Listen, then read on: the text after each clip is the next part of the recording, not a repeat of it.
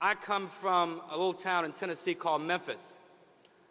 I was fortunate to not only represent and serve the area, but I was fortunate in many ways to grow up for a small time or a small part of my life before moving to Washington shortly after my dad was elected to Congress. I had a grandmother on my mama's side who we call Mama. Everyone in their family has a grandmother or a grandfather or a mom or dad or aunt and uncle who made an indelible impact on their life. As I listened to Chancellor Meehan describe how close to 1/3 of this class are first-generation college attendees, I couldn't help but think of my grandmother on my mom's side. Never got out of the 5th grade, but by far was the smartest lady I ever met. She taught me the most basic, the most fundamental, and maybe the most important lesson in life. She did it with a unique set of tools because she did not possess, as I listened to my new friend Duncan speak last night about his upbringing, she did it without the formal education, this enormous class, the largest class in university's history, what you're being bestowed with today, the gifts of knowledge and tolerance, formal training. She lived in a very simple house.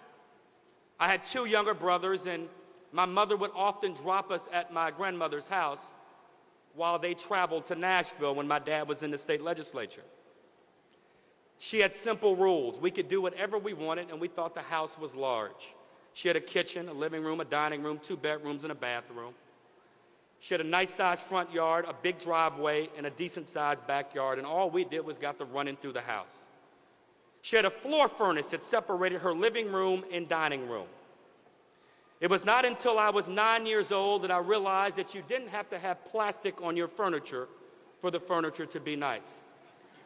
My grandmother had plastic everywhere. The only thing we had to do in the morning before we got to playing was to put on her favorite records.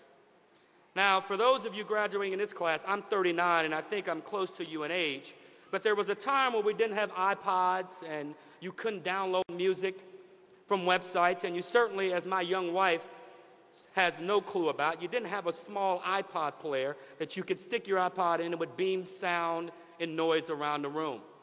My grandmother had a record player about the size of this thing holding the diplomas up here. On one side, she kept her records. In the middle was the radio dial. On the right side was the record player. For all the graduates, there was a time when people actually played records to hear music. The rule in our house was we had to load her stereo up with her favorite music in the morning and play the songs, and we could do whatever we wanted. Now, she didn't necessarily always play the album. She used to play what we call 45s. And to play a 45 on a record player, there was a little yellow thing you'd have to put in the middle of the 45 to make the 45 sit on the record player and play the right way. Now, being from Memphis, we were favorites of a little fella named Otis Redding, a fellow named Al Green, a fellow named Johnny Taylor, and my grandmother loved a religious group called Oris Mays. So we'd have to stack those 4 records up and bring the hook around on the record player to hold the 4 records up. I mentioned the floor furnace in the house because sometimes we'd get to running too fast and we'd bang on that floor. And it would cause one of those records to drop on top of the other record, which meant there was trouble in the house. I shared with you she kept plastic on everything in the house because there was only one thing there was not plastic on, and those were the cords that came out from the lamps that she would situate around the living room and her dining room.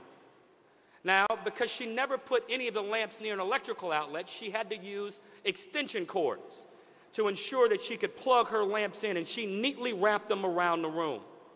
So we'd run around that house, bang on that floor furnace, force one of those records to drop, and my grandmother would use those extension cords for radically different reasons than Woolworth ever intended for them to be used. She was a great disciplinarian, a small woman but stern and strong in so many ways. I said she taught me a basic and valuable and simple and fundamental lesson. She taught me the difference between right and wrong. Throughout my life, graduating from college, law school, having gone to Congress, there's not a lesson that has served me more or served me better. The training you have received from this great university and from this great faculty, graduates, will enable you to go on to achieve all of the things that you've dreamed about, the things the state representative talked about so eloquently in his remarks, and for that matter, the dreams that you possess.